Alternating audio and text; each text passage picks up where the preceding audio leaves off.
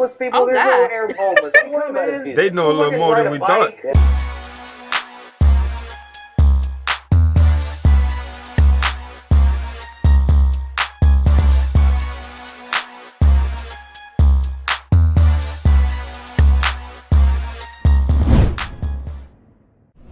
What's good, y'all? It's the Demouchets React, and we're back with another video. Who we got today, C? Today we are back with another American reaction. Super excited about this video, guys. If you're new to us and we're new to you, make sure you scroll down, hit that subscribe button, and turn on the post notification bell because we're on the road to 100K. And we cannot get there without you guys, all right? Join the family. Without further ado, let's get into the video. I don't think you should ask that question.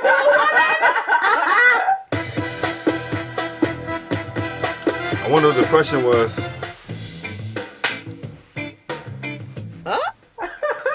It happened. They went straight to the point. That's the truth of North African men, and I will say it has happened.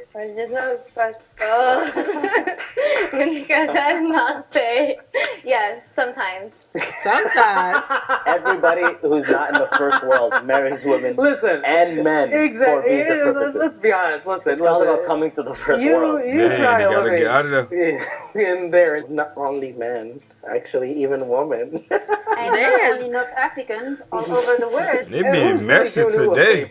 A young stud who's 20 years old who marries like a 50-year-old woman, is he really a villain? There was this story, like, in the news. A 28-year-old man married an 85-year-old British woman. He was an Egyptian man. He married an 85-year-old British woman. It's a love story, guys. Don't go far. Hey, back off. Let the man take his visa. Who cares? He ends up here carrying 2 Uber Eats cubes. Exactly. Double the work as anybody else. Who's working hard on this guy? And he's dealing with this old lady. Exactly. Are there any Arab This guy's busy. Don't worry about his visa. Homeless people? There's no Arab homeless. Don't worry about his visa. They know a little more than we thought. A scooter to deliver Uber Eats. So it'll make the country a better. We're not a liability. So let us just hook up with a 50. Is this an everyday conversation or something? This sounds a little yesterday-ish.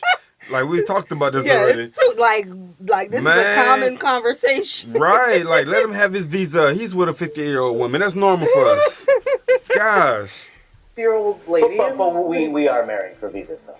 I guess like there's always that idea, like in Europe, there's a better way of life because you get like social insurance. I think if we had an equal world, people wouldn't do that, right? So.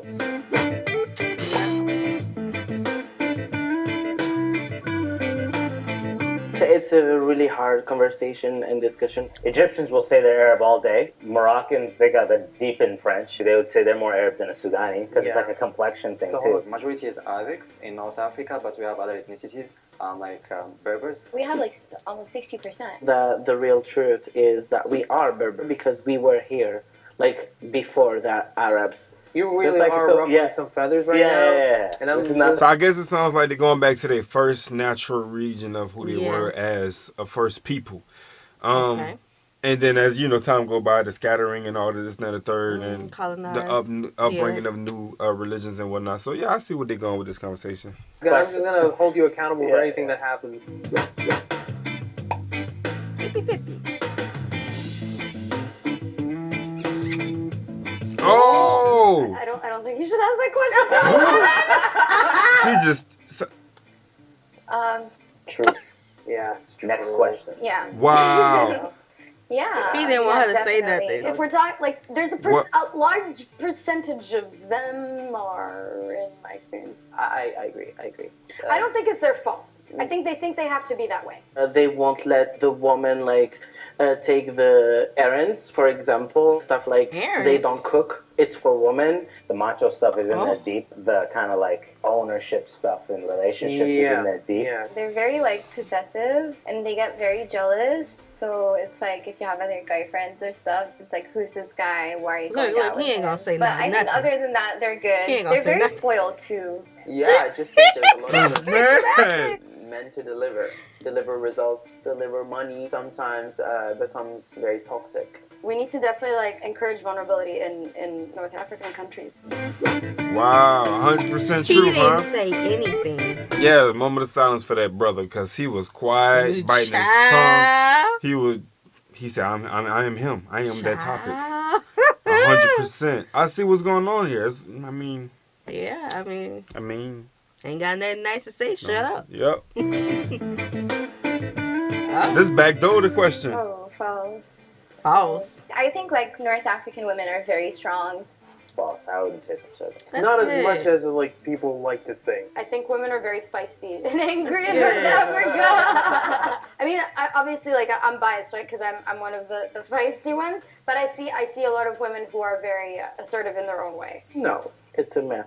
I think it's true. Again, you cannot take one clause and admit it on the whole north of Africa. It's not possible because we are different countries. But I do believe that exists in some areas in Tunisia itself. So yeah, right, that is perception of like being a woman and not being able to do things, patriarchal ideas like the woman can get an education or whatnot. So the fact that the women have to deal with that every day, like it's quite impressive. It's a cultural stuff. Even sometimes if women they do refuse it, it's side of them. They do believe in it and they practice it unconsciously. I mean, even talk about myself, it's because it's in there. We're improving for sure. Like it's a modern aspect, but like you still see people with this mentality, unfortunately. Women are kind of more focusing on their career and kind of prioritizing that over marriage. It's not as bad as it used to be. Yeah, like female doctors are super common. Absolutely. Super common. A lot of cities are governed by women. That's like in the previous elections. This is why there's a lot of divorces there, because women they know their rights right now. Okay.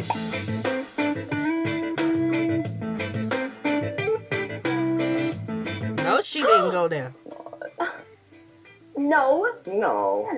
That's just gonna. You're trying to call them all bad people at this point. Whoever said that? Yeah, that wasn't a clear. They should have left that one out. Yeah. I don't think that's fair. She asking some real bold questions. Lord. Yeah. True. That's very true. That's pretty true. No, it's not. If anything, like if you were over to look at the statistics, there's more terrorist attacks happening in our countries than in like Western countries. I think so. Like there's a bigot watching this, like. It was like, I knew that. 100% myth. Obviously not. Both.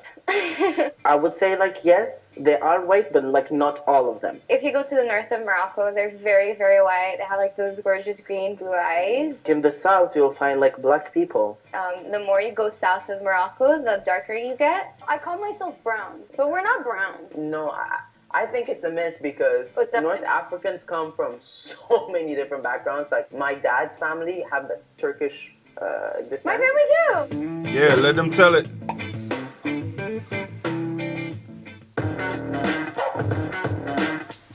Libyans, because other Arab countries fear us, so they don't really tell us what they think of us. That we Arab. Within the Arab community, sometimes they think Moroccans, we're not Arabs. I was talking to someone who was Canadian. He was saying, yeah, I would never hire an Egyptian person for a job. And I'm like, why? He's like, you guys are too emotional. Listen, yes, we're emotional, but we're very hard workers. For Sudani people, it's definitely the laziness, not driven thing. That goes deep. That's always that's not is this. And there's a lot of lazy Sudanis I know. Yeah. Okay, all right? I'm not saying we're not lazy at all. The guys speaking Arabic thing, linking that to terrorism or terror in general, it's just, a narrative that unfortunately happened after 9/11, and it's super hard to get it back because of just the way it's been portrayed. And it's a generation right now that has that mentality. So it's up to us to kind of rewire that narrative. The Western Sahara is ours. We are so fun, and we party harder than anyone else.